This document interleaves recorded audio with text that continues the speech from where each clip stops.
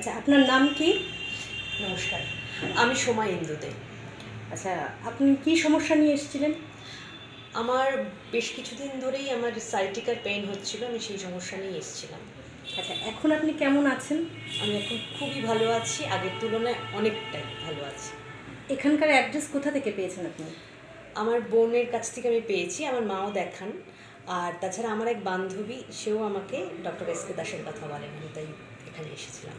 আচ্ছা, আপনি আমাদের ভিউয়ার্সদের উদ্দেশ্যে কিছু বলতে চান? হ্যাঁ, অবশ্যই বলবো। আমি আমার যে ব্যথা নিয়ে অনেক দিন ধরে ভুগছিলাম, আমি আগে ডাক্তার দেখিয়েছি, ওষুধও খেয়েছিলাম, কিন্তু সত্যি কথা বলতে আমি রিলিফ পাইনি। তো যখন বোন, বন্ধু প্রত্যেকেই বললো এবং আমার মাও যখন বললো আসতে, আমি আসলাম, ডাক্তারবাবুকে দেখালাম এবং সত্যি কথা বলতে কি আমি ওষুধ খেয়েছি খুব কম, উনি ওষুধ খুব কম দেন।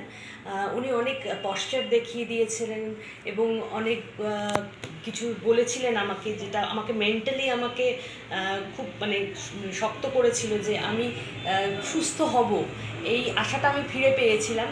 এবং কিছু টেস্ট হয়েছিল। আপনাকে অপারেশন করতে বলা হয়েছিল? না না না, ডাক্তারবাবু বলেছিলেন? না না না, অপারেশনের কথা আমাকে কিছু বলেননি, একদমই বলেননি। শুধু উনি আমাকে অল্প ওষুধ এবং কিছু ব্যায়াম আমাকে বলে দিয়েছিলেন, আমি সেই মতন চলেছি।